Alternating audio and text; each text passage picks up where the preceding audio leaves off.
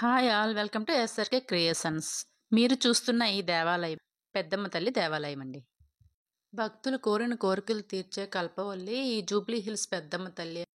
మరి ఈ వీడియోని చూస్తున్న మీరు ఎప్పుడైనా హైదరాబాద్ వెళ్ళినా ఈ తల్లిని తప్పకుండా దర్శనం చేసుకునే వెళ్ళండి.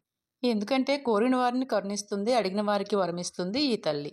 ఇంతవరకు ఆలయం ముఖద్వారం చూశారు కదా, ఇక లోపలికి వెళ్దాం. అదిగో దూరంగా కనిపిస్తున్న ఆ గోపురమేనండి మన పెద్దమ్మ తల్లి గుడి గోపురం. ఈ ఆలయ ప్రాంగణంలో అయితే భారీ శంకు చక్ర త్రిశూలాలు ప్రత్యేక ఆకర్షణగా కనిపిస్తాయండి. అలాగే వాటి పక్కనే ఈ ఆలయ నిర్మాణకర్త పీజేఆర్ గారి స్టాచ్యూ కూడా నిర్మించబడి ఉంటుందండి. అలా ముందుకు వెళ్తూ ఉంటే అక్కడ చెప్పులు ఉంచే ప్లేస్ ఉంటుందండి. ఆ తర్వాత పూజా సామాగ్రి అన్నీ కూడా ఆలయ ప్రాంగణంలో దొరుకుతాయండి, కొనుక్కోవచ్చు. ఆ తర్వాత గోశాల ఉంటుందండి, సందర్శించుకొని ఆ పక్కన ఉన్న గుడిలో టెంకాయ కొట్టి అప్పుడు అమ్మ దర్శనానికి వెళ్తాము. మేము దేవాలయం చేరుకునేసరికి మధ్యాహ్నం 1 అయిందండి.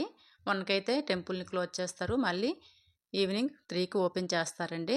టైమింగ్స్ కూడా అక్కడ మెన్షన్ చేసి ఉన్నాయండి బోర్డు పైన. సండే అయితే మాత్రం 6 AM నుంచి 8:30 PM వరకు తల్లిని దర్శించుకోవడానికి వీలవుతుందండి. మేము దర్శనానికి వెళ్ళిన ఆ రోజైతే తల్లి శాకంబరి దేవి అవతారంలో దర్శనమిస్తున్నారండి తమ భక్తులకు. మేము టెంపుల్కి వెళ్ళేసరికి మధ్యాహ్నం 1 అయిందండి. సో గుడి అయితే క్లోజ్ చేసి ఉంది. మళ్ళీ 3 o'clock అయితే గుడి ఓపెన్ చేస్తారండి.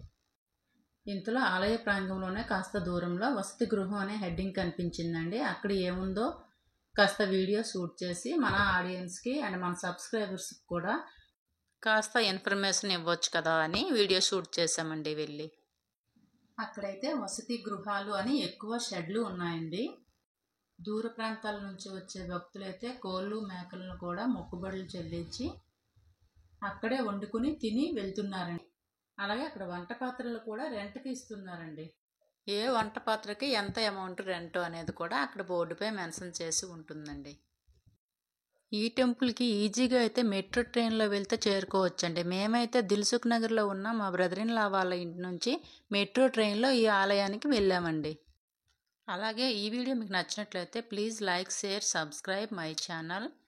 మీరు లైక్ చేయడం వల్ల నా ఛానల్కి సపోర్టివ్గా ఉంటుంది.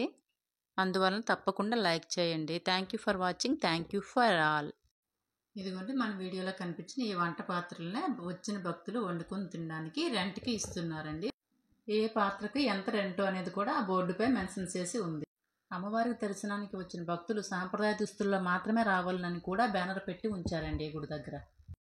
ఈ ఆలయానికి వచ్చిన భక్తులకు 7 అంతస్తుల రాజగోపురం అయితే ఘనంగా స్వాగతం పలుకుతుంది. ఆ రాజగోపురాన్ని దాటుకుని వెళ్ళిన భక్తులకు ఆలయం లోపల ఉన్న ధ్వజస్తంభం అయితే దర్శనమిస్తుంది. ఈ ధ్వజస్తంభం ముందున రూపాయి బిళ్ళను అంచులపైన నిలబెట్టగలిగితే కోరిన కోరికలు వెంటనే తీరుతాయని భక్తుల నమ్మకం అండి. అందువలన అయితే ధ్వజస్తంభం ముందున జనాలు బారులు తీరి ఉంటారండి. ఆ తర్వాత పెద్దమ్మ దర్శనానికి డైరెక్ట్గా వెళ్ళొచ్చండి. దీపకాంతుల వెలుగుల్లో అమ్మ అయితే బంగారు వర్ణంలో మెరిసిపోతూ మాకైతే దర్శన భాగ్యం కలిగించారండి. ఆహా, ఎంత చూసినా తనివి తీరని అమ్మ రూపం.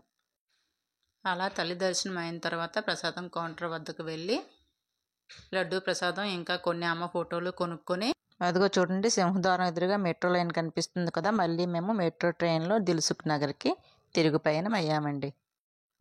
ఇదండి ఈరోజు మన వీడియో. నచ్చితే లైక్ చేయండి.